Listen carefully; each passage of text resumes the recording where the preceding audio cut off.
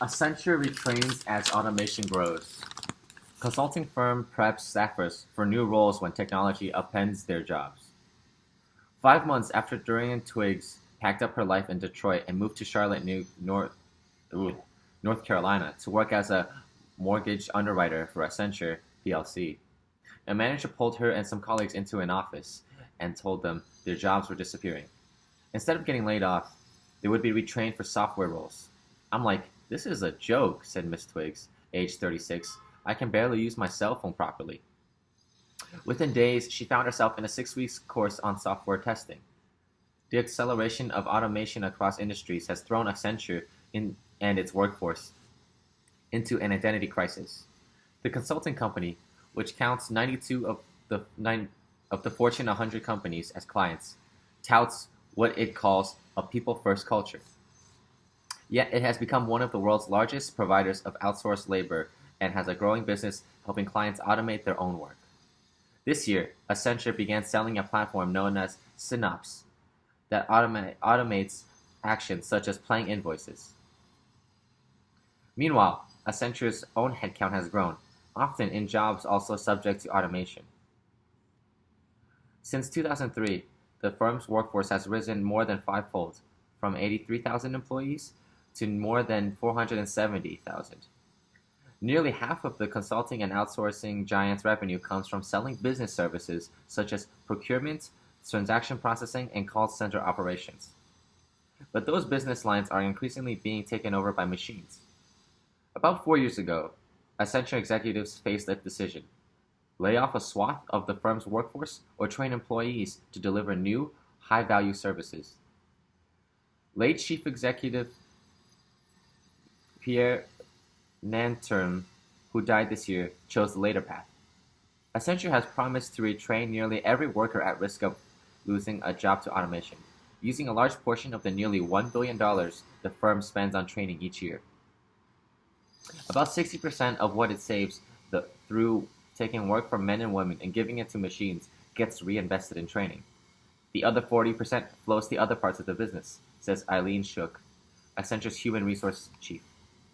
As companies grapple with skills shortages and pressures to transform into digital enterprises, Accenture's experience illustrates how expensive, time-consuming, complicated, and rewarding a mass retraining of workers can be. You can't take 200,000 employees and send them to a classroom for a week and think you've solved the problem, said Omar Abash, Accenture's former chief strategy officer who now leads its communications, media, and technology business. It's a non-ending thing. Accenture's pledge to invest nearly $1 billion a year in training is one of the largest in the corporate world, but actually represents a per capita decline to about $2,127 per employee. In 2003, the firm spent $391 million on training, or an average of $4,710 per person, based on data in Accenture's annual reports. A representative for Accenture said the company changed its training approach 5 years ago to deliver more effective, highly specialized opportunities. Through a combination of internet-connected classrooms, digital learning activities, and mobile access. Across the corporate landscape, there is evidence to suggest companies and investors see automation as creating shareholder value, largely by reducing labor costs. According to Accenture's research, 74% of executives in 2017 said they plan to use artificial intelligence to automate tasks over the next 3 years. Yet 3% said they were going to significantly increase their investment in training workers over the time. I don't think we've looked closely at how the incentives drive decisions about technology adaptation versus reskilling, Mr. Bosch said. Ms. Twiggs, who was introduced to Wall Street Journal by Accenture, is one of the thousands of Accenture employees who have completed retraining and moved into new roles. After the course in 2017, she became a software tester, making sure websites operate as designed. For example, that a submit button on an online form sends information to the right place.